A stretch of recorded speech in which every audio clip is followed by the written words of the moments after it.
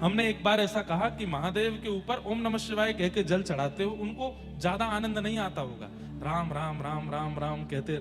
हमने जो हमारे महादेव हैं उनके लिए जो जल झारी बनवाई है, जो श्रृंगी बनवाई है, उसमें भी पूरे राम नाम अंकित करवाए हैं कि जो भी जल जावे दुग्ध जावे वो राम नाम स्पर्श करके जावे, महादेव को प्रिय लगेगा। हम कहते हैं हनुमान जी के सामने जाके राम रक्षा स्तोत्र करो, राम जी के सामने जाके हनुमान चालीसा करो।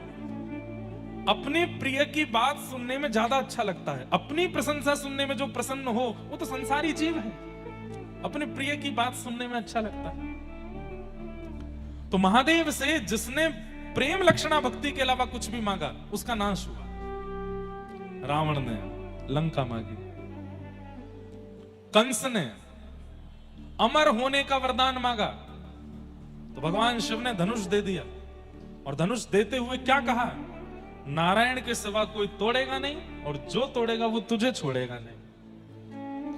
कंस बोले ये कोई बात होती है, मैं तो अमर। अरे तो तू रहे ना अमर, इसको छुपा के रखियो, ऐसी जगह रखियो कि नारायण के हाथ ना पड़े। जब तक नारायण के हाथ नहीं पड़ेगा तब तक तू नहीं मरेगा, और नारायण के अलावा कोई इसको तोड़ नहीं पाएगा। वही नारायण कृष्ण बन करके आए, और प्रसंग आता है, मल्लानाम मशनिर्णिनाम नरवर स्त्रीणाम स्मरो मूर्तिमान गोपानाम स्वजनो सताम चितभुजाम शास्त्रा सुपित्रो शिशु मृत्युर्भोज पतिर विराट विदुषाम तत्वम परम योगिनाम वृष्णीनाम पर देवते विदितो रंगम कथा शाग्रज। जब रणभूमि में प्रवेश करते हैं उससे पूर्व उस धनुष को उठाते हैं, और तुरंत बलराम जी महाराज कहते हैं, जय जय, बहुत दिन आए गए आपके हाथ में बंसी देखी है, आज ने एक धनुष उठाए के दिखाओ। और जैसे ही ठाकुर जी ने धनुष धारण किया तो एक क्षण के लिए लगा मानो जैसे त्रेता युग प्रकट हो गया हो और कृष्ण ही राम बन गए हों। बलराम जी महाराज घुटने पर बैठ गए, मानो लक्ष्मण बैठे हों हाथ जोड़ करके। एक प्रत्यंचा चढ़ाई, दूसरी प्रत्यंचा चढ़ाई, आकाश में देवी देवता कहने लगे ये दृश्य हमने पहले देखा है, त्रेता में जनक की सभा में ऐसे ही धनुष उठाया था, ऐसे बिल्कुल वही चाल, बिल्कुल वही अदा, वैसे ही केश हैं, वैसे ही नेत्र हैं। राम कृष्ण के रूप में कोई अंतर नहीं है, एक जैसे हैं दोनों। उसी अदा के साथ में जैसे ही तीसरी प्रत्यंचा चढ़ाई, धनुष तोड़ दिया बीच में से, और कंस घबराया, महादेव बचाइए। बोले मैंने तो कहा था इस धनुष को नारायण के अलावा कोई तोड़ेगा नहीं। बोले ये तो बालक है जिसने तोड़ा। बोले बालक नहीं है मूर्ख, तोड़ दिया है तो समझ जा कौन है, साक्षात नारायण है। और भगवान गए, जाकर के केश पकड़ करके पटक दिया कंस को, मृत्यु हो गई उसकी। दो नाम, तीसरा नाम भस्मासुर। तपस्या की, तपस्या करके महादेव को प्रसन्न कर लिया। महादेव बोले वरदान मांगो, वरम ब्रूयात। क्या कहता है, जिसके सिर पे हाथ धर दूं वो जल के भस्म हो जाए। महादेव बोले आजकल ऐसे वरदान देने हमने बंद कर दिए। बोले नाथ मुझको यही वरदान चाहिए। महादेव बोले ठीक है तथास्तु, जिसके सिर पे हाथ धरोगे जल के भस्म हो जाएगा। हो गया वरदान? बोले हाँ आ गया। किसी के सिर पे हाथ धरोगे जल के भस्म हो जाएगा, चेक कर लो। तो भस्मासुर बोला आपके सिर पे ही धर के देखता हूं। महादेव बोले अरे पागल क्या करता है? बोले हमको बस आप पे ही, हमको आपसे ही शत्रुता है, आपको नष्ट करना है और पार्वती जी को अपना बनाना है। महादेव दौड़े आगे आगे, पीछे भस्मासुर दौड़ा हाथ लेकर के। तब नारायण पधारे, हरि पधारे, आकर के भगवान शिव को एक गुफा में ले गए। क्या हो गया? बोले देखो मैंने वरदान दिया, मेरे पीछे भागता है। बोले आप इतने भोले क्यों, सबको वरदान दे देते हो। लेकिन अच्छा है आप मुंह मांगा वरदान दे देते हो, उस व्यक्ति का नाश भी उसी वरदान से ही हो जाता है, अगर वो भक्ति के विहीन कुछ मांग ले तो। रुको मैं देख के आता हूं। भगवान एक सामान्य से व्यक्ति का रूप धारण करके गए और भस्मासुर को बीच रास्ते में रोक करके बोले क्या बात है? बोले हट जाओ मेरे रास्ते से, महादेव गए हैं, उनके सिर पे हाथ धरना। अच्छा सिर पे हाथ धर के भस्म करोगे? बोले हाँ। कुछ साल पहले मैंने भी तपस्या करके यही वरदान मांगा था, जिसके सिर पे हाथ धर दूं भस्म हो जाए। बोले फिर? उसके सिर पे हाथ रखा। बोले हुए तुम भस्म? बोले नहीं हुए। अरे ये ऐसे ही झूठ बोलते हैं, कह देते हैं तथास्तु लेकिन होता कुछ नहीं है। बोले तो फिर डर के भाग क्यों रहे? बोले इसलिए ताकि तुझको विश्वास हो जाए कि हाँ तू भस्मासुर हो गया है। अब मैं क्या करूं? बोले एक बार अपने ऊपर ही रख के देख ले। कोई है नहीं बलवली, ऐसे ही बोल देते हैं तथास्तु। मैं जल गया तो अरे भाई, आग लगने से पहले थोड़ी गर्मी लगती है, आग लगने से पहले थोड़ी चिंगारी निकलती है, आग लगने से पहले थोड़ी सी घबराहट सी होती है। मैं पानी लेके खड़ा हूं, तू रख अपने सिर पे हाथ, और सुन एक काम कर, थोड़ा ऊपर रख, जैसे गर्म लगे तो हटा लेना हाथ। बस मासूर बैठ गया, नीचे कर, गर्म तो नहीं लग रहा? बोलो बिल्कुल नहीं, और नीचे कर। गर्मी लगी? बोलो नहीं। बाद में मत कहियो कि आपने बताया नहीं था, और नीचे कर ले। नीचे किया, तू धर ही ले यार, कुछ नहीं होगा, हम कह तो रहे हैं। बस मासूर बोले देख लो भाई साहब, बोले धर ले, तो मैं कह रहा हूं। महादेव दूर से देख रहे हैं, जैसे इस सिर पर हाथ दिया, एक क्षण में अग्नि प्रज्वलित हुई, भस्मासुर जल के भस्म।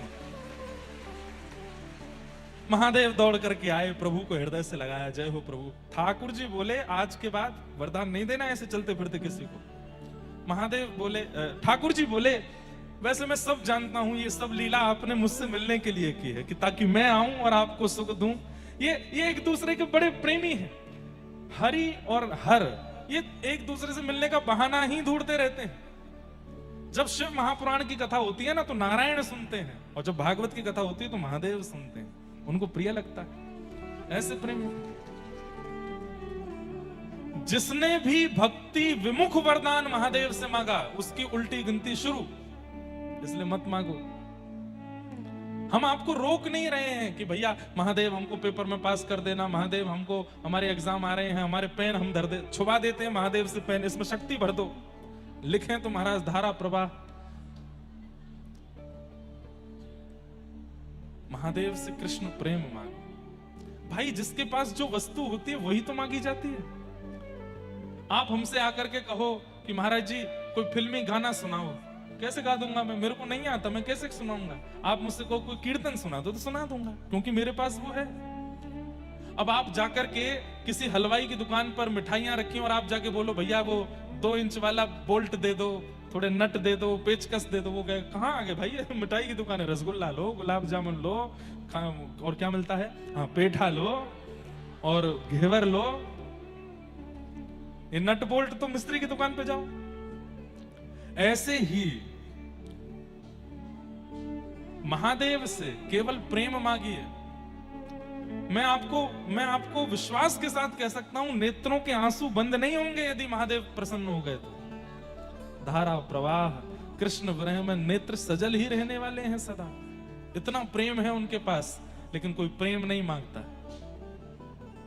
सब संसार के विषय भोग वस्तु मांगते हैं। महाकाल भगवान के मंदिर में इतनी भीड़ लगती है, बड़े बड़े लोग जाते हैं, खिलाड़ी जाते हैं, स्टार्स जाते हैं, ना जाने कौन कौन जाते हैं। किस लिए गए? हम मैच में जीत जाएं इसलिए गए, हमारी पिक्चर अच्छी चल जाए इसलिए गए, हमारा व्यापार बढ़िया चल जाए इसलिए गए। अरे ये सब मत मांगो महादेव से। महादेव से तो केवल प्रेम मांगो।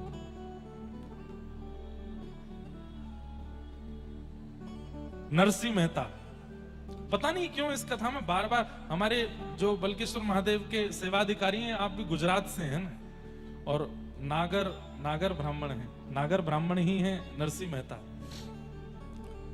तो नरसिंह मेहता जब उनके सामने महादेव प्रकट हुए, तो महादेव प्रकट होकर के सबसे पहला महादेव का स्वरूप है, पहले ही बोलते हैं वरम ब्रूयात, वरदान मांगो, ताकि अगर तुम संसारी वस्तु मांगो तो वो तथास्तु कह के तुरंत चले जाएं। वो पीछा छुड़ाना चाहते हैं, उन पर समय नहीं है बहुत देर रुकने का। नरसिंह मेहता के सामने जैसे प्रकट हो गए महादेव, तो महादेव कहते हैं वरदान मांगो। नरसिंह मेहता क्या कहते हैं? मुझे कुछ नहीं पता कि मुझे क्या चाहिए, और मैं जानता हूं, मैं कथा सुन चुका हूं, जिसने भी आपसे वरदान मांगा उसका नाश ही हुआ है।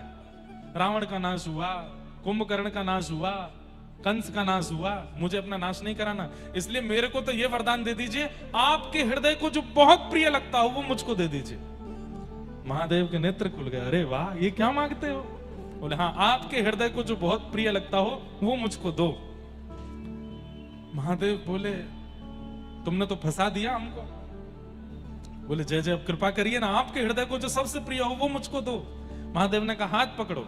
नरसिंह मेहता छोटे बालक थे, हाथ पकड़ा महादेव का, बोले आंख बंद करो, और नेत्र बंद करके कहां जूनागढ़ में प्रकट हुए, और थोड़ी देर में जब नेत्र खोले तो यमुना जी का कलकल प्रवाह है, श्री वृंदावन की कुंज गलियों में प्रकट हो गए। महादेव स्वयं एक गोपी बनकर के हाथ में मसाल लेकर के और छोटी गोपी के रूप में नरसिंह मेहता को लेकर के रास में पहुंच गए, और वहां महाराज चल रहा है ठाकुर जी का, और महादेव नरसिंह मेहता को लेके गए,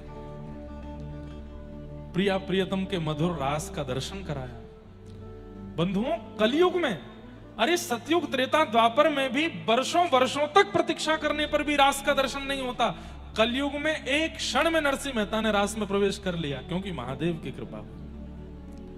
दूसरे, आत्मदेव नाम के ब्राह्मण जिन्होंने महादेव की आराधना की, और महादेव जब प्रसन्न होकर प्रकट हो गए तो बोले, आपके हृदय की सबसे प्रिय वस्तु मुझे दे दो।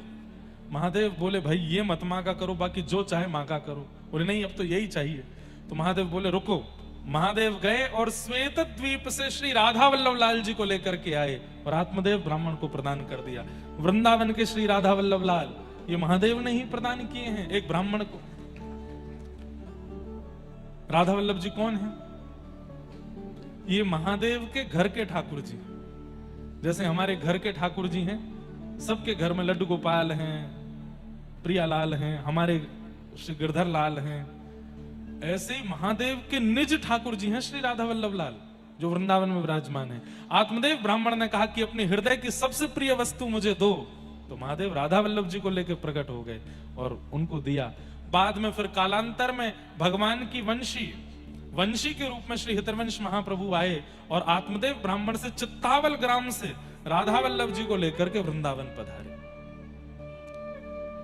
अरे महादेव से मांगिए, वो प्रेम देते हैं, उनके पास प्रेम ही है। पर हम लोगों को लगता है विशाल चट्टानों के बीच में रहते हैं, हिमालय पर रहते हैं, सदा योगी रहते हैं, सदा जोगी भेष में रहते हैं, तो ये शायद मनोकामना पूर्ण करने वाले होंगे। अरे वो कर देते हैं मनोकामना पूर्ण, पर उससे आपका लाभ होने वाला नहीं है।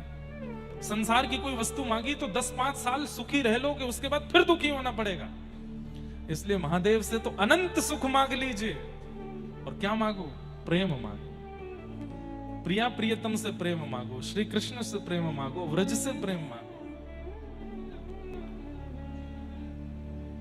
तेरे कैलाशों का अंत न पाया, तेरे कैलाशों का न पाया, अंत बेअंत तेरी माया। ओ भोले बाबा, अंत बेअंत तेरी माया।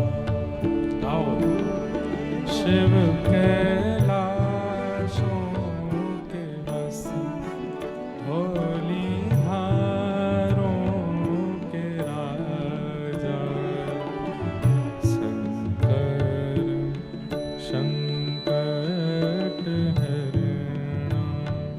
ओ भोले बाबा, शंकर संकट।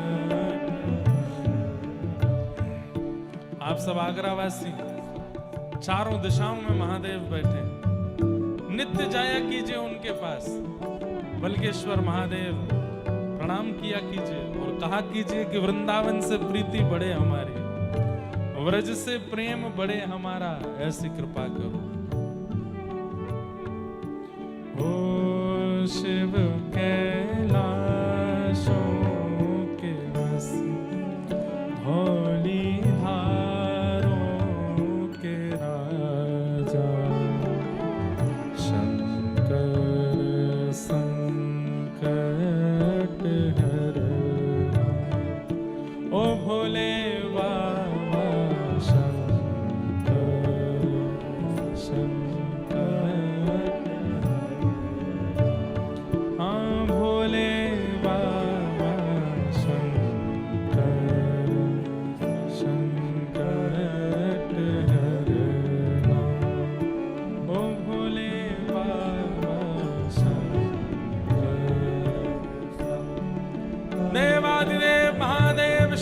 भगवान की।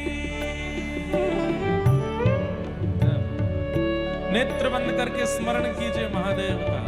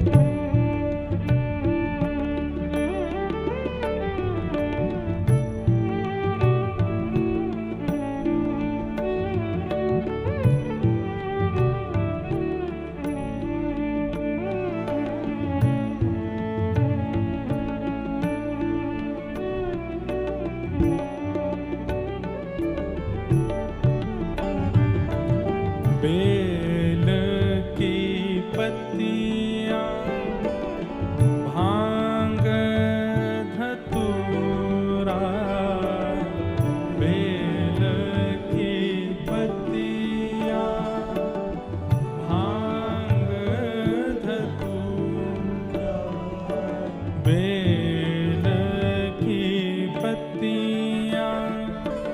भांग धतूरा, बेल की पत्तियां भांग धतूरा, हे शिव जी के मन को लुभाए, ओ भोले बाबा शिव जी के मन को, ओ शिव कैलाशों के वस धौली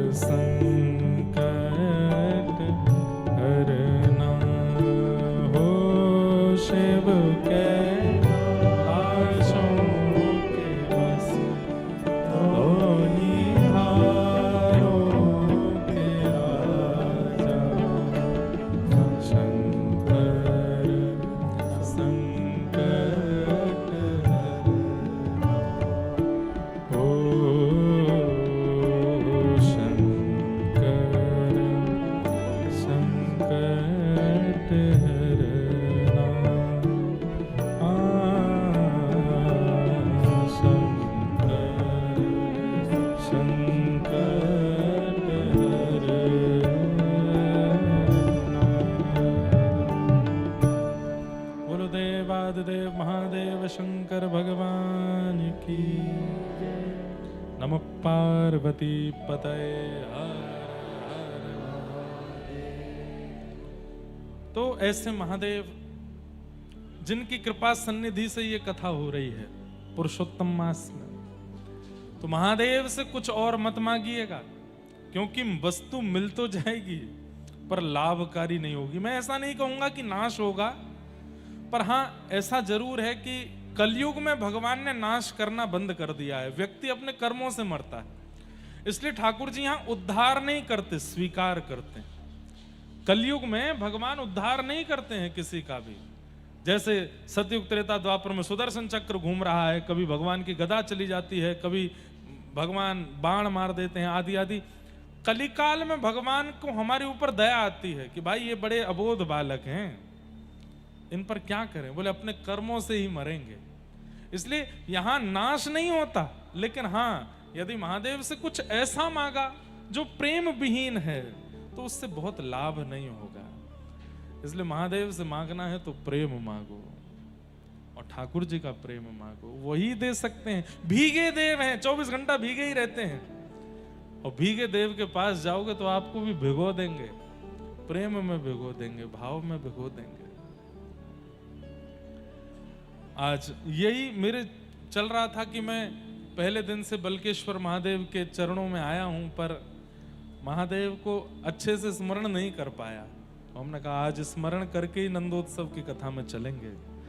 नंदस्त्वात्मज उत्पन्ने जाता ह्लादो महामना, आहूय विप्रान वेद ज्ञान स्नातः सुचिरलंकृत, वाचयित्वा स्वस्तेनं जात कर्मात्मजस्य वै, कारयामास विधिवत पितृदेवार्चनम तथा।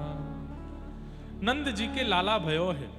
अब सब लोग बिल्कुल ध्यान से सुनो, ब्रज लीला आपको सुना मैं। नंद जी के लाला भयो है। ऐसो हमारे पूज्य नाना जी पंडित श्री कृष्णलाल शास्त्री जी बहुत अच्छे ब्रज साहित्य के विद्वान थे। वो हमको बड़ी कथाएं सुनायो करते, मोते कहते, बोले लाला एक बात बता। मैंने कि हाँ। ठाकुर जी जन्मे देवकी के यहाँ। मैंने कि जी।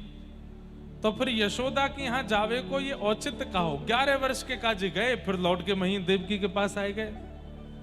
मैंने नाना जी आप ही बताओ। तो हमारे नाना जी एक बड़ी सुंदर कथा सुनाया करते कि नंद बाबा के कुल पुरोहित हैं श्री सांडिल्य मुनि, इसलिए हमारे ब्रजमंडल में सांडिल्य गोत्रीय ब्राह्मण अधिक मिलेंगे, और सनाड्य ब्राह्मण जिनको कहते हैं खूब मिलते हैं। तो सांडिल्य मुनि जो हैं ये नंद बाबा के कुल पुरोहित हैं। सब लोग इधर देखो, ध्यान से श्रवण करो। नंद बाबा समय समय पर यज्ञ अनुष्ठान कराते रहते हैं कि क्यों, कि हमारे वंश को वर्धन हो, हमारे वंश में कोई ऐसा बालक आवे जो हमारी पीढ़ी को आगे लेके चले, और पीढ़ी को आगे लेके चले वह बालक को संकल्प काय भाव से करें। बोले विष्णु आराधनार्थाय। जैसे लोगों के चित्त में भाव होता है कि हमारी संतान हो, उससे हम क्या उम्मीद करते हैं, क्या एक्सपेक्ट करते हैं, बड़े होकर के पढ़े लिख के विद्वान बने, हमारे वंश को आगे बढ़ावे, हमारी संपत्ति को आगे बढ़ावे, हमारा नाम रोशन करे। लेकिन नंद बाबा की उम्मीदें कुछ और हैं। क्या उम्मीदें हैं? 9 लाख गैया हैं नंद भवन में, मेरे बाद इनकी सेवा कौन करेगो, इनको गोबर कौन उठावेगो, इनको चरावे कौन जावेगो। तो गैयान की सेवा के काज एक ग्वारिया चाहिए। हमारे घर में बिन बुलाए संत आते रहे में, उनको प्रणाम करवे वारो, दक्षिणा करवे वारो, उनकी सेवा करवे वारो, संत सेवा हरिजनन की सेवा करवे वारो एक सेवक चाहिए। व्रजमंडल के राजा हैं नंद बाबा, लेकिन राजान जैसे काम ना आए तो कहा करें। बोले ब्रजवासीन के घर घर जाए के सब सुखी तो हैं, सब प्रसन्न तो हैं, यही पूछते रहे तो मेरे बाद कौन पूछेगो। और इन ब्रजवासीन की चरणन की धूल में सदा लौटवे को काम कौन करेगो। कहीं पर भी वंश बढ़े, संपत्ति बढ़े, आदि आदि कामनाओं से पुत्र की कामना नहीं है। स्पष्ट है विष्णु आराधनार्थाय। विष्णु संबंधी जितनी भी वस्तु हैं उनकी आराधना करने के लिए एक बालक चाहिए, ये संकल्प करते हैं ना नंद बाबा। तो हमारे नाना जी कहते, बोले लाला हर यज्ञ में यही संकल्प करते हैं, गैयन की सेवा करवे वारो, ब्रजवासीन की सेवा करवे वारो, संत जनन की, रसिक जनन की सेवा करवे वारो एक लाला मुकु चाहिए। तो ठाकुर जी इतने प्रसन्न हो गए कि जन्मे तो देवकी के यहां, लेकिन जन्म लेते ही दौड़ करके आए नंद बाबा के यहां। क्यों? बोले आपने जो बालक की कामना करी है, ऐसो बालक में कोई और दे ना सकूं, ऐसो बालक बनके तो मैं स्वयं ही आऊंगा। गैयन की सेवा, हरिजनन की सेवा, ब्रजवासीन की सेवा, ये मुत बढ़िया कोई ना कर पावेगो। या हमारे में कोई अंश नहीं भेजूंगो, कोई आशीर्वाद नहीं भेजूंगो, मैं स्वयं आऊंगो। तो एक कारण तो ये, इसलिए ठाकुर जी नंद बाबा के यहाँ आए। दूसरा कारण बहुत सुंदर, तो सांडिल्य मुनि यज्ञ कराने आते रहते हैं। सांडिल्य मुनि नंद बाबा के परिवार से भली भांति परिचित भी हैं, लेकिन एक बार सांडिल्य मुनि कहीं बड़े व्यस्त हो गए, आ नहीं पाए, और उन्होंने अपनो भांजो भेजो। कि लाला तू चलो जा नंद बाबा के यहाँ, कि यज्ञ है वह कराया।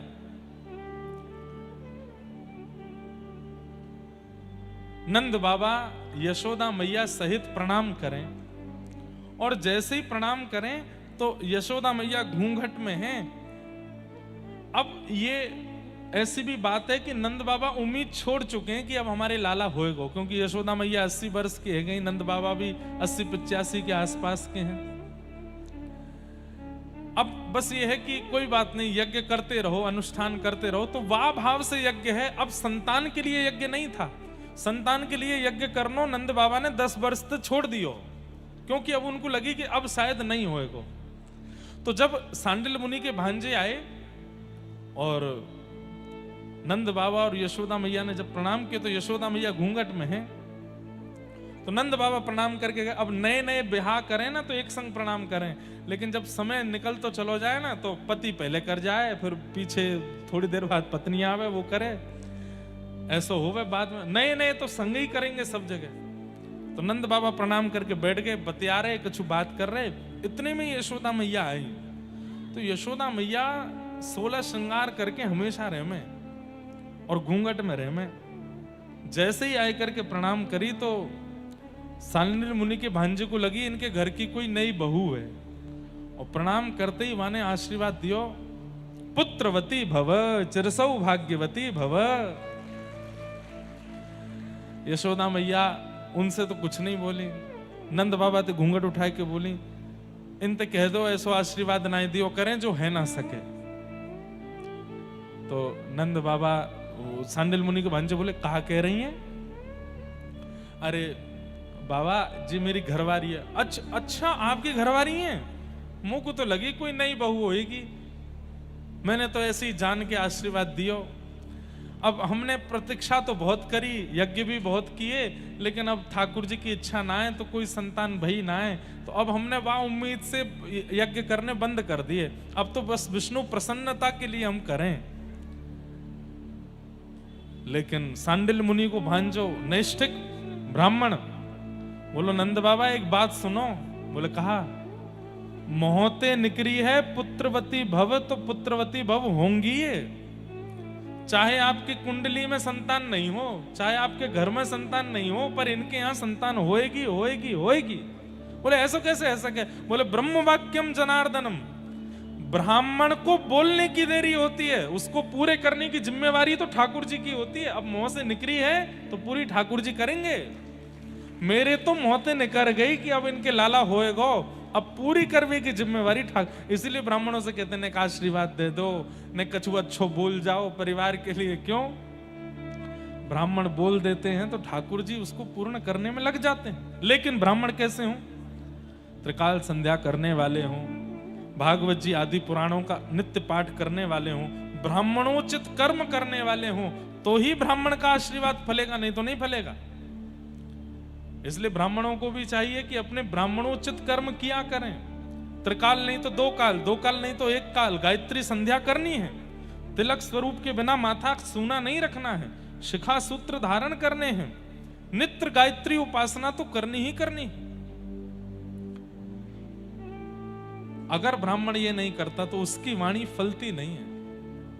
लेकिन ब्राह्मण यदि ये करने लग जाए, कुछ ना करे, केवल गायत्री उपासना ब्राह्मण प्रारंभ कर दे, अगर वो कह देगा कि तुम्हारे घर में ये हो जाए तो वो होके रहेगा, ये उसकी वाणी में सामर्थ्य आ जाती है। लेकिन उसके लिए ब्राह्मण को परिश्रम करना पड़ेगा, गायत्री उपासना करनी पड़ेगी। तो सांडिल मुनि के भांजे आशीर्वाद देकर के गए, बोले कि मैया अब तो पुत्र होएगो। तो हमारे नाना जी कहते, ब्राह्मणों की बात को सत्य करने के लिए और नंद बाबा जो संकल्प करें गौ सेवा, रसिकन की सेवा, संतन की सेवा, या भाव को पूर्ण करने के लिए ठाकुर जी नंद बाबा के यहाँ आए हैं। इससे हमें क्या सीखने को मिलता है? जो नव विवाहित यहाँ बैठे हैं, जो कालांतर में जिनके घर में लाला लाली होंगे, सदा यही संकल्प करो, सुंदर हो, धनवान हो, पढ़ा लिखा हो, अच्छे भाग्य वाला हो, ऐसा मत मांगो। ऐसा मांगो गौ सेवा करवे वारो हो, संतन की सेवा करवे वारो हो, रसिकन की सेवा करवे वारो हो, महापुरुषन की सेवा करवे हो। वा के जन्म के बाद हमारे घर में विश्व भर के संतन को आगमन प्रारंभ हो जाए, हमारे घर में गैया आ जाए, हमारे घर में नित्य ठाकुर जी की प्रिय वस्तु आवे लग जाएं, ऐसो भगवत भक्त हमारे घर में जन्म ले, ये मांगो। पढ़े लिखे तो बहुत हो रहे हैं आज संसार में, पर संस्कारी बालक नहीं हो रहे हैं, बुरा मत मानिएगा। संस्कार विहीन बालक जन्म ले रहे हैं भारत में, संस्कार नहीं है उनके पास। अब तो कथाओं में आने लग गए हैं, थोड़ा बहुत सीख रहे हैं, नहीं तो बिल्कुल बड़े शहरों में आप चले जाओ, वहां के बालकों से आप मिलोगे तो यूं कहोगे भाई तू काय को आगो भारत में, बिलायत में ही चलो जा, अंग्रेजी तो नीचे बोलेंगे नहीं, उल्टे सीधे खान पान, उल्टे सीधी बातें करेंगे, उल्टे सीधे गाने सुने। संस्कार पढ़े लिखे बहुत हैं, 90% से ऊपर ही आ रहे हैं उनके, पर संस्कार में शून्य। फिर क्या होता है, माता पिता खुश तो बहुत हो जाते हैं कि हमारा बालक पढ़ लिख के विद्वान हो गया, लेकिन बाद में जब माता पिता से ही दुर्व्यवहार करता है तो दुखी रहते हैं। पढ़ लिख तो गया, लेकिन वो जो प्रेम हमको चाहिए था, वो जो संस्कार हमको चाहिए था, वो नहीं मिले। इसलिए ठाकुर जी से मांगो, नाथ संस्कारवान बालक हो। संस्कारवान बालक होगा, अगर ज्यादा पढ़ा लिखा नहीं भी होगा तो भी कहीं ना कहीं कुछ ना कुछ करके व्यवस्थित हो जाएगा। लेकिन पढ़ा लिखा हुआ और संस्कारवान नहीं हुआ, सेटल तो हो जाएगा लेकिन आपको अनसेटल कर देगा, आपको विचलित कर देगा। इसलिए ठाकुर जी से कामना करो संस्कारवान बालक हो, भक्तिवान बालक हो, ठाकुर जी की भक्ति करने वाला बालक हमारे घर में जन्म लेवे, ऐसी प्रार्थना करो। तो ठाकुर जी के घर लाला भयो, ब्रजवासीन को जैसी पतो चली कि नंद भवन में लाला भयो है, अब तो महाराज स्थिति देखो ऐसी, सब अपने अपने घर में दौड़ करके गए हैं। और सवेरे सवेरे को समय दही मथ रही थी अधिकतर गोपियां, तो वही दही ले लेकर, अरे कहां सुनवे को आई है, नंद रानी के लाला भयो है, बोले हाँ लाला भयो है। तो अब व्यवस्था हो तो व्यवस्थित वस्तु लुटाई जाए, तो व्यवस्था नहीं थी तो क्या कर रही हैं, दही मक्खन और दूध इन्हीं को ही एक दूसरे पर छिड़का रही हैं, अरे बधाई हो नंद बाबा के लाला भयो है। तब कोई ने आकर के कही, बोले कोरो कोरो सफेद सफेद दही दूध घी सब उछाल रही हो, यहाँ में सुखनाए मिल लो, ऐसो उछालो जासे ने रंग लगे। तो अंदर गई हैं, जाकर के वहां में हल्दी दूब आदि ये सब मिलाए करके लाई हैं, और महाराज दधी कानो है रो, जहां देखो वहीं पीरे पीरे दही उछाले जा रहे हैं, और सब नंद घर आनंद भयो जय कन्हैया। इसमें सबसे बड़ी आश्चर्य की बात क्या है, ये ब्रजवासी जो उत्सव मना रहे हैं, इन्होंने अभी तक लाला को देखा भी नहीं है, और बिना देखे ही इतने उत्साह में उत्सव मना रहे हैं। इसका मतलब क्या है, कृष्ण केवल एक बालक के रूप में नहीं, वातावरण के रूप में, वायु के रूप में, प्रकृति के रूप में, स्पर्श के रूप में, मतलब पूरे व्रजमंडल के रूप में कृष्ण आ गए हैं। बिना देखे ही उतना उत्साह प्रकट हो रहा है। बिना फोटो देखे छोरा भ्याकू हाँ कर दे, ऐसो होवे नहीं होवे। पहले फोटो देखेगो, पहले मिलेगो, फिर हाँ करेगो। लेकिन बिना देखे ही इतने उत्साह में भर गए। अरे उत्साह का वर्णन यदि आप सुन लेंगे भागवत जी में, अवाद्यंत विचित्राणी वादित्राणी महोत्सवे, 6 महीने तक नाचते रहे ब्रजवासी। कब रात हो रही है, कब दिन हो रही है, किसने खाया किसने पिया कोई पता नहीं। एक दूसरे के कंधा पे चढ़ चढ़ के वही के सिर को ढोलक बना बना करके नाच रहे। नंद घर आनंद भयो जय कन्हैया लाल की, यशोदा के लाला भयो जय कन्हैया लाल की। ये उत्साह आया कैसे? क्योंकि केवल एक बालक के रूप में कृष्ण नहीं है, संपूर्ण व्रजमंडल ही कृष्ण बन गया है। सबको दर्शन के बाद जो सुख मिलना चाहिए वो पहले ही मिलने लगा है। सबके हृदय को शांति आनंद, मानो ऐसा लग रहा है कि अब हमारा पालक आ गया, व्रज पालक आ गया। गैयाएं भी नृत्य कर रही हैं, बछड़ा भी नृत्य कर रहे हैं, सब आनंद में हैं, सब गा रहे हैं। बंधुओं, उस उत्साह की एक बिंदु, और बिंदु भी नहीं कहूंगा, उस बिंदु का भी दशांश हम लोग अनुभव करते हैं। वो उत्साह का समुद्र कितना अद्भुत रहा होगा। बड़ी बड़ी कथाएं आती हैं नंदोत्सव की। एक कथा सुनाऊं? नंद बाबा अटारी पे खड़े होकर के लुटा रहे हैं, रत्न लुटा रहे हैं, सोना लुटा रहे हैं, हीरे लुटा रहे हैं। इतने में ही नंद बाबा कहां देख रहे हैं? सब लोग इधर देखो। नंद महर घर धोटा जायो, बरसाने से टीको आयो। ये हमारे ब्रज में गायो जाए, नंद महर घर लाला जायो, बरसाने से टीको आयो। टीको कब आवे? टीको को मतलब जाकू पूरी दुनिया में रोका बोलो जावे ना, हमारे ब्रजमंडल में वाकू टीको बोले, वाकू टीको हेरो है, मतलब संबंध पक्को है गो। लाला 6 दिना को भयो, बस अभी 100 वर भी पूरे ना भये, और 6 दिना तो ज्यादा कह रहा हूं, 2 दिना को ही भयो है, अभी 100 वर भी ना भये। इतने में कहा देखने को मिल रहा है? वर्षा है रही है का बाहर हैं? अच्छा नहीं, यही चल रहे हैं। आज ज्यादा शांति लगी तो ऐसे लोगों वर्षा तो नहीं। अच्छा, आज वृंदावन में इतनी जोर की आंधी आई है, इतनी जोर की आंधी तूफान वर्षा भई है, लेकिन आगरा में शांति। बाहर है रही है क्या बारिश? नहीं है रही। इधर देखो, यहाँ पे देखो, काय को देख रहे हो बाहर? यहाँ देखो। वैसे आज वर्षा को दिन है, क्योंकि आज गिरिराज धरण लीला है ना, है रही है। बाहर वाले झूठ बोल रहे हो, बाहर वाले तो मना करने ना है रही। अरे है रही है, भीतर इंद्रेश जी बरस रहे हैं। सुन लो, सुनो सुनो सुनो। अरे यहाँ सगाई पक्की है रही है, तुम बाहर देख रहे हो, यहाँ देखो। नंद बाबा ने देखी, ये सबरी भीड़ के बीच में थे, और ये इतनो सारो सामान सिर पर धर करके कौन आए रहो है? इतने में कोई ने हल्ला किया, अरे बाबा। बोले हाँ, बरसाने के हमारे श्री वृषभानु बाबा आ रहे हैं। नंद बाबा के बचपन के मित्र हैं श्री वृषभानु जी। वृषभानु बाबा और नंद बाबा दोनों यमुना स्नान करवे जायो करते, और दोनों हाथ पकड़ के डुबकी लगा के कहते, मेरे लाला भयो और तुम्हारी लाली भई, तो हम या मित्रता को संबंध में परिवर्तित कर देंगे, एक दूसरे को ब्याह कर देंगे। भानु बाबा भी बोलते, मेरे लाला भयो तुम्हारी लाली भई, तो हम फिर उनको ब्याह कर देंगे। बोले हाँ ठीक है। आज अभी तक किशोरी जी को जन्म नहीं भयो है। 2 मत हैं हमारे व्रज के, एक मत में किशोरी जी 1 साल बड़ी हैं, एक मत में किशोरी जी 1 साल छोटी। अब बड़ी हो चाहे छोटी हो, हम तो यही कहमे, हमारे माई श्यामा जू को राज। चाहे बड़ी हो चाहे छोटी हो, राज उन्हीं को ही है व्रजमंडल में। तो अभी तक किशोरी जी को जन्म भयो नहीं है। ठाकुर जी को जन्म भयो, और महाराज वृषभानु बाबा टीको लेके आए गए। नंद बाबा उतर करके आए। नंद बाबा को पहले लगी कि लाला हेवे की खुशी में बधाई लेके आए। नंद बाबा बोले, आओ भैया, मित्र बड़े, तुम्हारी कृपा सो और तुम सबन की कृपा सो देखो लाला भयो है। वृषभानु बाबा बोले, वो सब तो ठीक है, समधी जी लो चैन पहनो। नंद बाबा बोले, अब बोलूं कैसे? बोले, ये क्या कर रहे हैं समधी जी?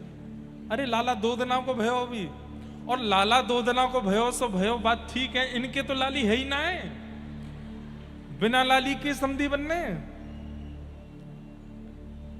यशोदा मैया के पास कीर्ति मैया गई हैं, हृदय से लगा रही हैं, और जैसे समधी समधन मिले वैसे ही मिल रही हैं, और उनको साड़ी दे रही हैं। आपको बहुत बहुत बधाई। अब तो ये मित्रता संबंध में परिवर्तित है व्यवहारी है। नंद बाबा बेचारे कछु नहीं कह रहे हैं। भीतर लेके गए, और टोपी कुर्ता, बढ़िया सुंदर टोपी कुर्ता और जूती। ठाकुर जी 2 दिना के छोटी छोटी जूती आई हैं उनकी, और पामन में पहना करके, हाथन में कड़ूला, पामन में सुंदर पहना के, और गले में हार पहना के टीको कर दियो।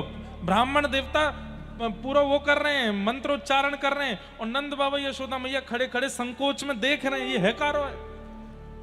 और जैसे ही नारियल धरो हाथ में, 2 दिना के लाला के हाथ में नारियल धर के, और महाराज सबरे बरसाने वाले तो बधाई देने लगे, बधाई हो, सबन को बधाई हो, संबंध पक्को है गो, टीको है गो लाला को। 2 दिना के गोपाल जी को टीको है गो। नंद बाबा बोले, वृषभानु बाबा ने कि एकांत में आओ। एकांत में गए। बोले, कहा बात है? देखो आप बुरो मत मानियो, मैं आपको संकोच में ना डालना चाहूं, पर संबंध तो तब होवे जब लाली लाला दोनों हूं मैं। लाला है क्यों मान लियो कि आपने वाको टीको कर दिया, अभी 2 ही दिना को है, लेकिन लाली अभी बरसाने में किलकारी तो भई नहीं है और आप संबंध पक्को कर गए। बोले मैं यही मारे संबंध पक्को करके गया हूं। 9 लाख गैया चारों तरफ नंद भवन के खड़ी हैं, तो गैया साक्षी, हजारों ब्रजवासी चारों तरफ खड़े हैं, तो ये सब ब्रजवासी साक्षी, असंख्य ब्राह्मण वेद ध्वनि पाठ कर रहे हैं, ये सब साक्षी बनेंगे। मैं टीको करके लाल को जा रहा हूं। अब आकाश में बैठे देवतान को भी ध्यान रखना पड़ेगा, लाला को टीको है गयो, कहीं क्वारो नहीं रह जाए, हमारी बरसाने में लाली भेजें। मैं तो पक्को करके जा रहा हूं, तुम्हारो लाला कहीं क्वारो नहीं रह जाए। अरे गैयाओं ध्यान रखियो लाला को। अरे ब्रजवासियों सबरे अब तक तो यही जप रहे, अभी तो भयो ना है, अभी तो भयो ना है, अभी तो ब्रज में यही कीर्तन चलता था, अभी तो भयो ना है, जाने कब होएगो। अब से अपनो संकीर्तन बदलो, अब कहा कहनो अभी तो भई ना है, अभी तो भई ना है, जाने कब होएगी।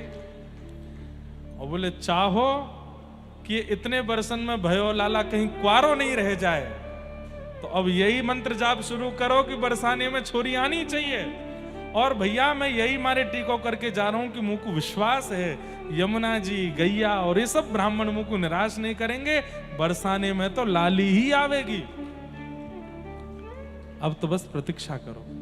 ठाकुर जी के हैवे के बाद से ही व्रजमंडल में नाम जब शुरू हो गए, अभी तो भई ना है, अभी तो भई ना है, जाने कब होएगी। जब ठाकुर जी 1 साल के भय, प्रथम जन्माष्टमी हुई है व्रजमंडल में, ऐसा उत्सव मनाया कि बादलों के रंग बदल गए, कोई गुलाबी कोई बैगनी, इतना उत्सव ब्रजमंडल में मनाया। लाला 1 वर्ष के भय हैं, और वह 1 वर्ष के उत्सव में वृषभानु बाबा और कीर्ति मैया फिर से आई हैं। अब की बार कीर्ति मैया गर्व से, और बस यही प्रार्थना करके गई हैं कि 1 महीना और है, आप कृपा करिए सब मंगलमय हो। और ठीक 1 महीना बाद अष्टमी के ही दिन नंद बाबा बैठे हैं, और इतने में ही खबर आई है, बोले बाबा बधाई हो। काय बात की बधाई? काय बात की बधाई? ना ना ना ना, घर में बहू आवे वारी है, बहू को जन्म भयो, बधाई हो। ऐसी अद्भुत संरचना, ऐसी अद्भुत लीला, ऐसे अद्भुत विवाह को प्रसंग और कहीं सुनो ही नहीं होगा कि ससुर जी को बहू के जन्म की बधाई मिल रही है। नंद बाबा यशोदा मैया दोनों बड़े प्रसन्न भये। यशोदा मैया के तो नेत्रन से आंसू निकलने लगे। एक दिन 1 साल को लाला 2 दांत निकले हैं बस, अभी नेक नेक बैठना सीखे, और बिल्कुल दुल्हा जैसा श्रृंगार किया ठाकुर जी को। बढ़िया वाली अचकन पहनाई है, नीचे बढ़िया सुंदर एक धोती पहनाई है, जहां में से सब आर पार दिखाई दे रहा है।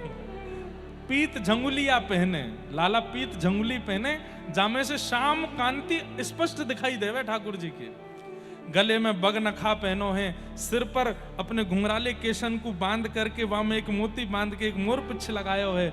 यशोदा मैया ने गोद में उठाए, और महाराज बैलगाड़ी में सामग्री भर करके नंद बाबा पहुंचे हैं सीधे बरसाना धाम। और बरसाने जैसे ही पहुंचे, वहां जाकर के देखा अद्भुत अद्भुत आनंद। अच्छा, एक प्रसंग ऐसा भी आता कि नंद बाबा के मन में यूं आ रही थी कि हमसे बड़ा उत्सव ना कर सके, हमने जैसो लाला के जन्म को उत्सव कियो वैसो उत्सव भानु बाबा ना कर सके।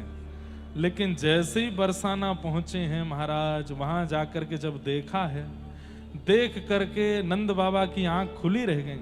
आहा, प्रगटी श्री राधा रूप अगाधा, सब सुख सादा नावे, मुनि प्रेम अगाधा मेटन बाधा, लग रही कोटि लजावे, ब्रज घर घर माई बटत बधाई। ये आगरा वाले इनको सौभाग्य है कि 2 दिना में कृष्ण जन्म और किशोरी जी को जन्म दोनों है रो। यहाँ पर कहीं कहीं कहीं कहीं मुकुट तरंग आ जाए तो मैं किशोरी जी को जन्मोत्सव कर दूं, नहीं तो हर जगह ना हो वे ऐसे महाराज। ये तो 2 दिना के भय ना जन्म नहीं भयो वहां से पहले को इनको संबंध पक्को है गयो। लेकिन ये प्रकट रूप में सब जगह सार्वजनिक कथाओं में विवाह का प्रसंग नहीं है, ये केवल रसिकों के लिए रखा गया। इसलिए कहीं कहीं गर्ग संहिता आदियों में भगवान के विवाह का किशोरी जी के साथ प्रसंग बताया गया। ये नित्य एक हैं, हमारे नित्य किशोर अजन्मा, बिहरत एक प्राण दो तन्मा। हमारी हरिदास परंपरा में कहते हैं कि प्रिया प्रियतम तो सदा सदा से एक हैं। ये कोई द्वापर में जन्म हुआ उसके बाद से इनकी प्रसिद्धि नहीं। गोलोक धाम नित्य है और वहां नित्य गोलोक धाम में प्रिया प्रियतम नित्य विहार करते हैं, नित्य एक दूसरे के संग रहते हैं। और इस नित्य केली का अनुभव पहली बार इस द्वापर युग में ठाकुर जी ने कराया। नहीं तो ये नित्य केली केवल और केवल रसिकों के लिए और महादेव सरी के कुछ देवताओं के लिए थी बस। और कोई इस नित्य प्रिया प्रियतम की केली को देख नहीं सकता था इस द्वापर से पहले। ये तो इस द्वापर में ठाकुर जी ने हम जीवों पर कृपा करके व्रजमंडल में प्रकट होकर के प्रिया जी के साथ उस नित्य केली का कुछ अंश हमें अनुभव कराया। तो लाला 6 दिना के भय और पूतना नाम की राक्षसी आई। भगवान ने अपने नेत्रन पे हाथ धर लियो। क्यों? क्योंकि भैया पूतना रूप बदल करके आई। बहुत ध्यान से सुनिए सब लोग। अत्यंत सुंदरी बनकर के पूतना आई थी। ठाकुर जी ये बात कहना चाहे भैया तुम जैसे मैंने बनाए हो वैसी ज्यादा रहे करो, ज्यादा अपने हृदय मन बुद्धि पर लीपा पोती मत करे करो। समझ में आई बात? जैसे हो वैसे मेरे सन्मुख आ जाओ। इसमें श्रृंगार का अभिप्राय नहीं है, हृदय का अभिप्राय है। हृदय बुद्धि जैसी है वैसे मेरे सन्मुख आ जाओ। ज्यादा आडंबर करके पाखंड करके यदि मेरे सन्मुख आओगे तो मैं तुमको देखूंगा नहीं, अपनी आंख मूंद लूंगा, जैसे मैंने पूतना को नहीं देखा। ठाकुर जी के नेत्रों के अधिकारी बनिए। कथा क्या है? कथा भी एक श्रृंगार घर है। यहां पर आने वाले प्रत्येक श्रोता का श्रृंगार किया जाता है। और श्रृंगारी कौन है? हम श्रृंगारी हैं। और श्रृंगार की सामग्री क्या है? कथा, कीर्तन, भजन और उपदेश। ये हमारे पास सामग्री है। इन सामग्रियों से हम आप सबका श्रृंगार कर रहे हैं। लेकिन श्रृंगार में भी होता है ना कि जब कोई श्रृंगार कराता, नहीं ये हमको मत लगाना, नहीं ये हमको नहीं लगवाना। तो ऐसे ही यहां पर बैठे हुए श्रोता भी हैं, किसी भाव के प्रति उनकी भावना होती है, नहीं ये हमको नहीं चाहिए, हाँ ये वाला हमको चाहिए। तो जो श्रृंगार आपको प्रिय लगता आप करा लेते हो। श्रृंगार किस लिए किया कराया जाता है? किसी को रिझाने के लिए।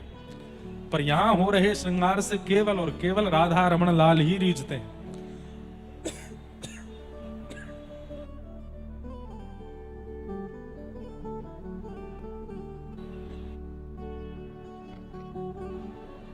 और कोई नहीं रीझता है। लेकिन कई लोग हैं वो श्रृंगार ही नहीं कराते। वो श्रृंगार घर में आकर के जैसे आए थे वैसे ही चले जाते हैं। तो फिर सब लोग टोकते हैं उनको, अरे भाई तू श्रृंगार घर में जाकर के भी अपना श्रृंगार करा के नहीं आया। तो यहां हजारों लोग आ रहे हैं पर सबका श्रृंगार नहीं हो रहा, किसी किसी का हो रहा है।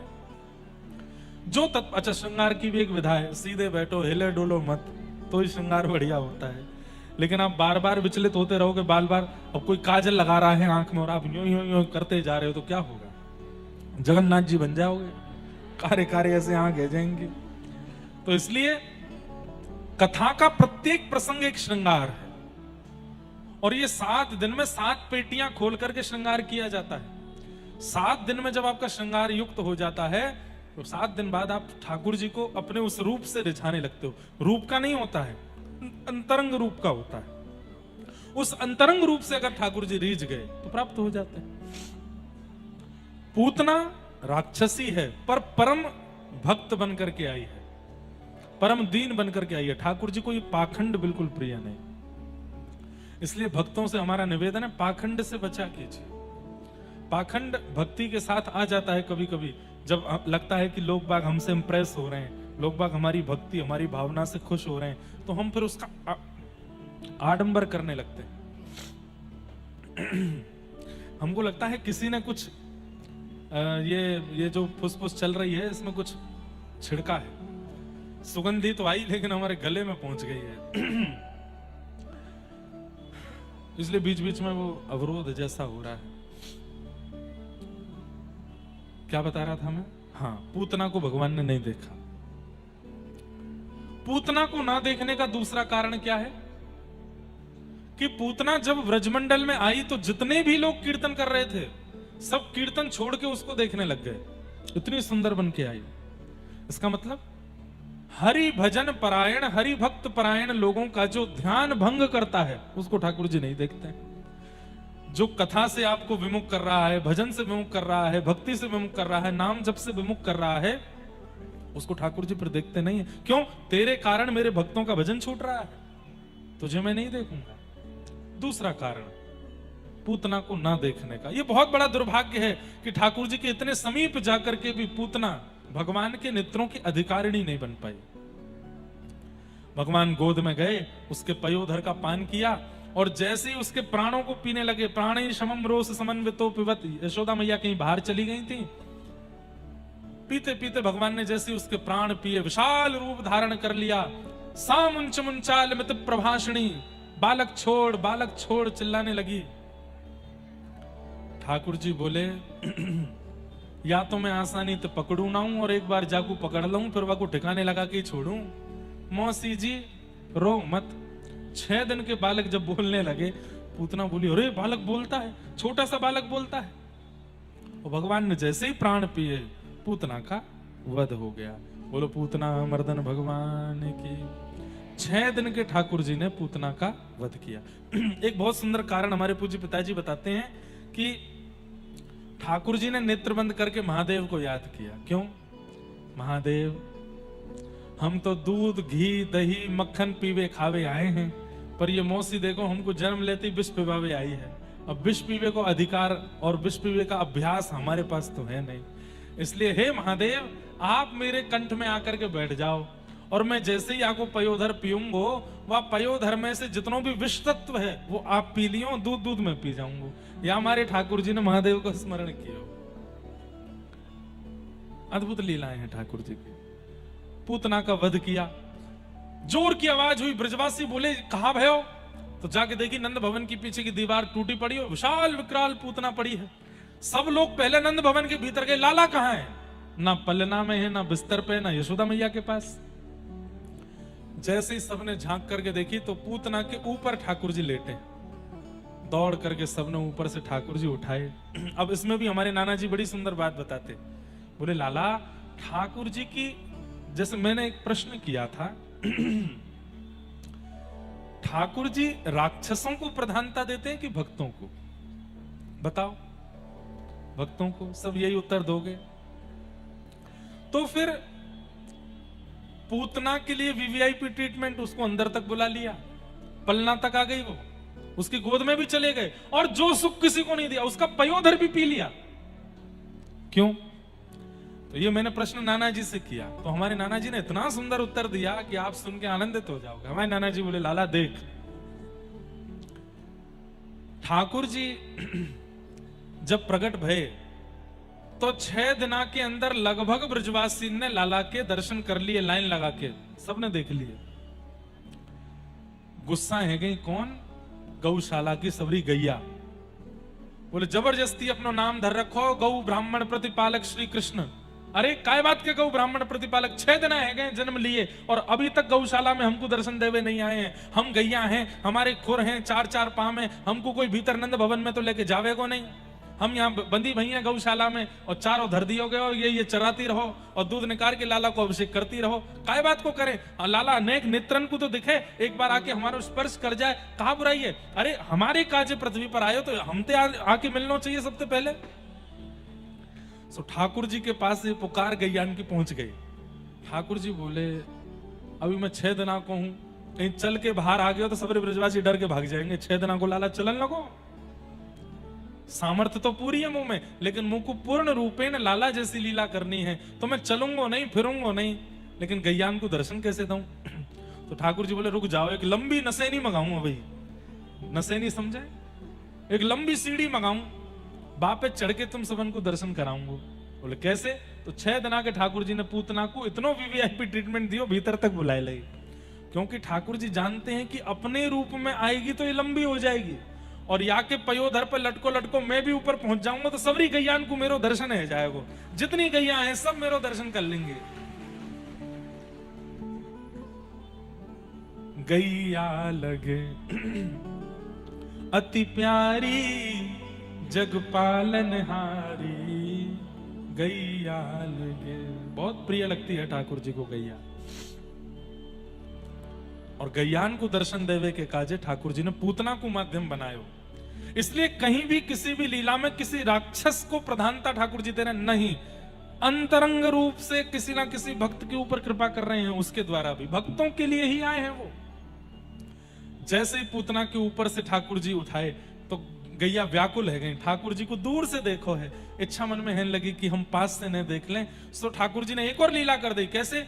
जैसे ही ठाकुर जी पूतना की गोद से उठाए तो सब गोपी बोली, अरे 6 दिना को लाला ये राक्षसी आई गई और याने आए करके कहीं कोई अला बला लाला पे टोना टोट का नए कर दियो हो, कहां करें।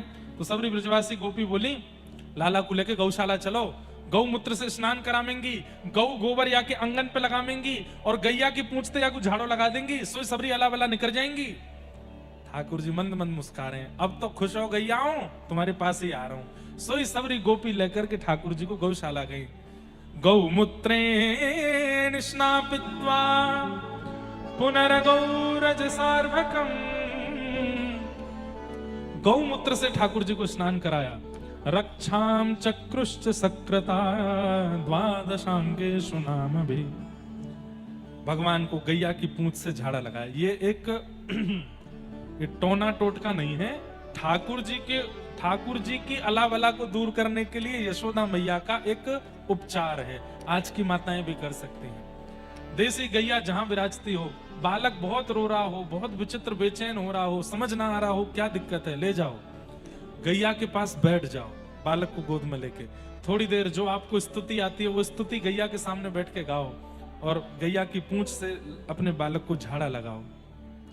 गैया की चरण रज लेकर के लाला के 12 अंगों पे लगाओ, 12 अंगों पे लगाओ और 12 अंगों पर लगा करके थोड़ा सा गौमूत्र और गौ गोबर का मिश्रण लेकर के हल्का सा टीका उसके माथे पर लगा दो और ये सब सामग्रियां घर ले जाओ। जब तक बालक 6 महीना 1 साल का ना हो, गौ गोबर गौ रज नित्य लगाओ उसको। कोई अला बला टोना टोटका रोना धोना कुछ नहीं होगा उसको। क्यों?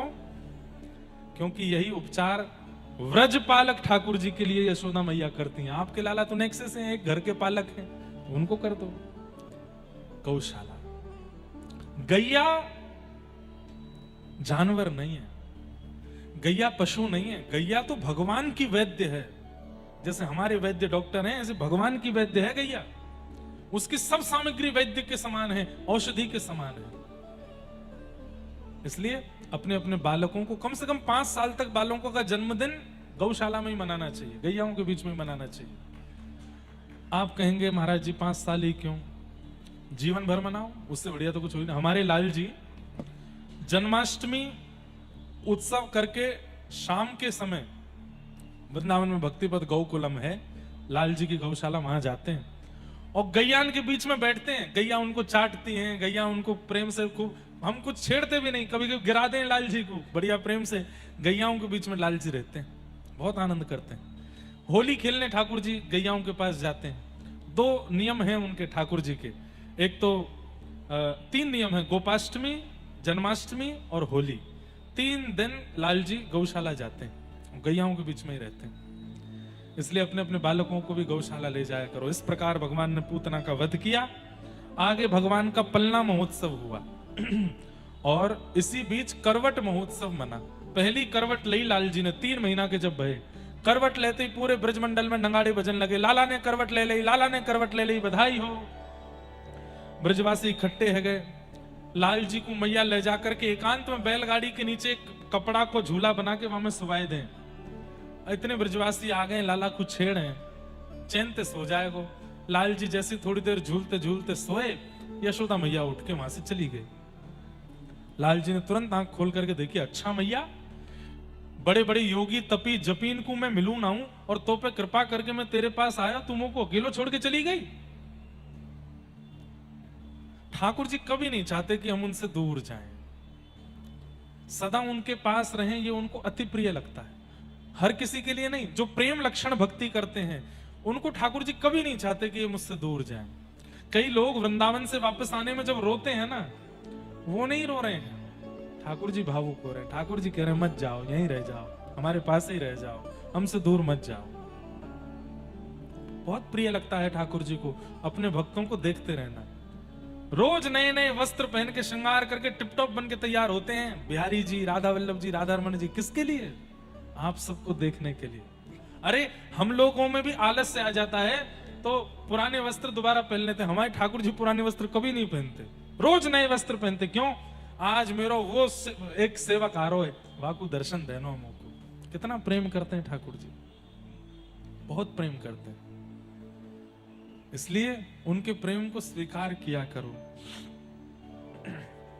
यशोदा मैया जैसे उठ के दूर गई, ठाकुर जी बोले अच्छा मैया तुम होते दूर जा रही है, अभी बताऊं। अब इसमें मान लो कि ठाकुर जी को पता था, या ये भी मान लो कि नहीं पता था। ठाकुर जी ने तो मैया को बुलाने के लिए क्रिया की। क्या? बैलगाड़ी पर लंबा पैर किया, और लंबा पैर करके भगवान ने, और जैसी बैलगाड़ी से छुपाया पीछे करके तक के मारी, सो बैलगाड़ी 3 बार आकाश में घूम करके नीचे गिर गई। उसी समय सक्टासुर नाम का एक दैत्य आया था और उसी बैलगाड़ी के ऊपर आके बैठा था। भगवान ने तो बैलगाड़ी गिरी की आवाज होगी तो मैया लौट के आ जाएगी, लेकिन उसी बीच सक्टासुर नाम के दैत्य का भी वध हो गया। बोलो सक्टासुर मर्दन भगवान की। सोचिए बंधुओं, एक बात बोलूं, ठाकुर जी की माया बड़ी अद्भुत है। शास्त्री जी अनुज जी को भेजो। ठाकुर जी की माया बड़ी अद्भुत है। और वो अद्भुत माया कैसी है कि एक बार मार्कंडे ऋषि का नाम सुना है? मार्कंडे ऋषि ने भगवान से क्या प्रार्थना की कि मुझे आपकी माया का दर्शन करना है। ठाकुर जी बोले भैया कैसे? तुमको तो 5 साल का जीवन था बस मार्कंडे ऋषि का। महादेव की कृपा से, बड़ी अच्छी कथा है मार्कंडे ऋषि की। मार्कंडे ऋषि एक काशी के ब्राह्मण के यहाँ आपका जन्म हुआ, तो काशी के ब्राह्मण ने तप करके महादेव को प्रसन्न किया। महादेव प्रसन्न होकर के बोले वरदान मांगो। बोले एक पुत्र दे दीजिए। तो महादेव बोले कुपुत्र दें कि सुपुत्र दें? बोले ये कैसा प्रश्न है? बोले कुपुत्र देंगे उसकी आयु तो लंबी होगी लेकिन परेशान बहुत करेगा, और सुपुत्र सुख तो बहुत देगा लेकिन अल्प आयु में चला जाएगा। तो ब्राह्मण देवता बोले भगवान कुपुत्र मत दो, सुपुत्र ही दे दो, अल्प सुख ही ले लेंगे हम। तो महादेव ने मार्कंडे ऋषि के रूप में बालक उनको प्रदान किए और कह दिया ये बालक केवल 5 वर्ष जिएगा। ब्राह्मण देव तो सुनकर अरे जय जय ये क्या किया, 5 वर्ष का जन्म बस? बोले बस यही है। महादेव अंतर ध्यान हो गए। अब वो उस बालक को लेकर के हर संत के पास जामे, उनके चरणों में प्रणाम करें, आप आशीर्वाद दो, दीर्घायु हो, दीर्घायु हो। सब लोग ध्यान से सुनो, इधर देखो, दीर्घायु हो। एक बार काशी की गलियों में लेकर के ब्राह्मण अपने बालक को घूम रहे थे, तब सप्तऋषि आए। सप्तऋषि कौन है? महादेव के प्रथम 7 शिष्य ही सप्तऋषि हैं। अचानक से वे सप्तऋषि आ गए और ब्राह्मण देवता ने अपने बालक को उनके चरणों में बोले आप इसको आशीर्वाद दो। वो बालक प्रणाम करने में इतना निपुण हो गया था, 2-3 साल की उसकी उम्र हो गई थी। वो प्रणाम इतना अद्भुत करता था कि जो संत जन होते थे उससे प्रभावित हो जाते थे। सप्त ऋषियों ने आशीर्वाद दिया, दीर्घायु भव। तो ब्राह्मण देव बोले भगवान, अच्छा वो ब्राह्मण क्या करते थे? जब आशीर्वाद देते थे उसके बाद बताते थे कि महादेव ने इसको केवल 5 वर्ष जीने का आज्ञा की है और आपने दीर्घायु कर दिया, अब आप संभालो इसको, दीर्घायु होनी चाहिए। सप्तऋषि बोले तुमने तो हमको फंसा दिया, महादेव ने इसको 5 साल जीने की आज्ञा दी, हमने इसको दीर्घायु कर दिया, अब क्या करें? बोले मैं नहीं जानता, 2 साल और बचे, इसके 3 साल का है, अब आप ही बचाओ, नहीं तो आपका आशीर्वाद विफल हो जाएगा। सप्तऋषि बोले सीधे महादेव के पास तो नहीं जा सकते, हमारे गुरुदेव हैं वो। तो उस बालक को लेके ब्रह्मा जी के पास गए और बालक से कहा ब्रह्मा जी को लंबी दंडौत करना और जैसे तुम करते हो वैसे ही करना। गोल मटोल बढ़िया सुंदर स्वरूप था। ब्रह्मा जी को जाकर के आहा ऐसे दंडौत करें, फिर उठें, फिर दंडौत करें, फिर कभी नासिका से दंडौत करें, कभी एक पैर पे एक पैर रख के दंडौत करें। ब्रह्मा जी इतने खुश हो गए, अरे अरे अरे वाह वाह वाह, बड़ा प्यारा लाला है, दीर्घायु भव। सुनो, सप्तऋषि बोले अब हमारा कंटक कटा, अब तुम जानो। ब्रह्मा जी बोले मतलब? बोले इस बालक को 5 वर्ष जीने की आज्ञा महादेव ने दी है, हमको भी ऐसे प्रणाम किया था तो हमने इसको दीर्घायु भव ऐसा आशीर्वाद दिया कि भाई खूब बढ़िया लंबी आयु जियो, दूधो नाओ पूतो फलो। अब दूधो नाओ पूतो तो तभी फलेगो जब लंबी आयु जिएगो। हम तो घबरा गए थे, पता जब चला कि 5 साल का ही इसको आज्ञा है महादेव की, तो हम आपके पास ले आए। अब बढ़िया, अब आप जानो, आपका काम जाने, इस बालक की आयु लंबी होनी चाहिए। ब्रह्मा जी बोले क्या करें? तो ब्रह्मा जी उस बालक को लेके सीधे महादेव के पास गए और महादेव के चरणों में और बढ़िया बोले ऐसे ही प्रणाम करना, इधर देखो, इधर देखो, यहां देखो, ऐसे ही प्रणाम करना। जैसे ही उस बालक ने प्रणाम किया, महादेव भी देख करके प्रसन्न हो रहे, वाह बहुत, इधर आओ, बहुत बढ़िया, प्यारा लाला, दीर्घायु भव। ब्रह्मा जी बोले सप्तऋषियों खुश हो जाओ, मैं भी खुश हूं, जिसने वरदान दिया उसी ने आशीर्वाद दे दिया। महादेव बोले क्या हुआ? बोले ये वही बालक है काशी के ब्राह्मण का जिसको आपने 5 साल जीने की आज्ञा दी थी। ब्रह्मा जी मंद मंद मुस्काने लगे। महादेव बोले कोई बात नहीं, ब्राह्मण को बुलाया, बोले ले जाओ बालक को। बोले महाराज वो 5 वर्ष वाला जो आप बताए थे, बोले नहीं होगा। बोले हुआ तो? बोले हम देखेंगे, 5 वर्ष पूर्ण होते ही मैं आऊंगा काशी में, फिर से प्रकट होऊंगा मैं। और मार्कंडेय बालक जब 5 वर्ष के हुए, यमराज प्रकट हो गए और यमराज प्रकट होकर के जैसे उस बालक को पकड़ने लगे, इतने में ही त्रिशूल आया महादेव का और ब्रह्मा जी के यमराज के सामने आकर के खड़ा हो गया। बोले नहीं छू सकते इस बालक को। बोले क्यों? 5 वर्ष में इसको जाना है। महादेव प्रकट हो गए। बोले भगवान आपने ही प्रथम वाक्य दिया है कि ये 5 वर्ष में जाएगा, और ये हमारे देव समाज का नियम है कि पहली बात पहले पूरी होगी, दूसरी बात बाद में। तो पहली बात है कि 5 वर्ष में इसको जाना है, तो वो तो पहले होगा। अब आपने इसको वरदान दिया, आशीर्वाद दिया, वो मैं नहीं जानता। महादेव बोले सुनो, हमारे सामने बैठो। बैठ गए। बोले मानवों के 5 वर्ष और ब्रह्मा के 5 वर्ष और हमारे 5 वर्ष और नारायण के 5 वर्षों में अंतर होता है। हमारे 5 वर्ष कैसे होते हैं? 1 साल, 2 साल, 3 साल, 4 साल, 365 दिन 1 साल के 5 बार अगर हम कर लें तो हमारे 5 साल हो जाएंगे। लेकिन ब्रह्मा जी का 5 साल ऐसा नहीं है। ब्रह्मा जी का 5 साल कैसा है? सतयुग त्रेता द्वापर कलयुग, सतयुग त्रेता द्वापर कलयुग, सतयुग त्रेता द्वापर कलयुग, सतयुग त्रेता द्वापर कलयुग। जब 71 टाइम्स बीत जाएगा तब ब्रह्मा जी का 1 दिन होगा। ऐसे ब्रह्मा जी के 5 साल, ऐसे ब्रह्मा जी भी जब 100 साल जीते हैं तब महादेव का 1 दिन होता है। तो महादेव बोले हमारे 5 साल के अनुसार तो ये बालक कब तक जीवित रहेगा यमराज? आप इसको लेकर के नहीं जा सकते। हमारे 5 साल तक ये बालक रहेगा। इसलिए मार्कंडेय ऋषि आज भी चिरंजीवी हैं, आज भी जीवित हैं। भगवान की माया कैसी, मैं इस विषय पे बोल रहा था। तो मार्कंडेय ऋषि ने भगवान से कहा कि मुझे अपनी माया दिखाओ। तो ठाकुर जी ने कैसे माया दिखाई? मार्कंडेय ऋषि अपने आश्रम पर बैठ करके हवन कर रहे थे, ओम भू स्वाहा, और जैसे ही समिधा छोड़ी उसी समय उनके नेत्र बंद हुए। और नेत्र बंद होते ही आश्रम तो अंतर्ध्यान होगा, सामने से लंबी चौड़ी लहरें आ रही हैं, समुद्र में तूफान आ रहा है, प्रलयकालीन समुद्र हो रहा है, आकाश से हाथी के सूंड के समान बूंदें गिर रही हैं, पृथ्वी चटक चटक करके जगह जगह से प्रलयकालीन समुद्र में डूबती जा रही है, सब नष्ट हो गया। एक लहर देखी जो हिमालय की सबसे ऊंची चोटी के ऊपर से आ रही है, पूरा पृथ्वी प्रलयकालीन समुद्र में डूब गई। लेकिन तभी क्या देखते हैं? सब मर गए, अकेले मार्कंडेय ऋषि बचे हैं। तभी एक वट वृक्ष का पत्र बहता हुआ आया और उस पर नन्हे से गोपाल जी अपने पैर के अंगूठा को पी रहे हैं। करार बिंदेन पदार बिंदम मुखार बिंदे विनिवेशयन्तम वटस्य पत्रस्य पुटेशयानम बालम मुकुंदम मनसा स्मरामि। श्री कृष्ण गोविंद हरे मुरारे नाथेति नामानि मुहुर्वदन्ति। हे नाथ नारायण वासुदेव जिह्वे पिबस्वामृतमेतदेव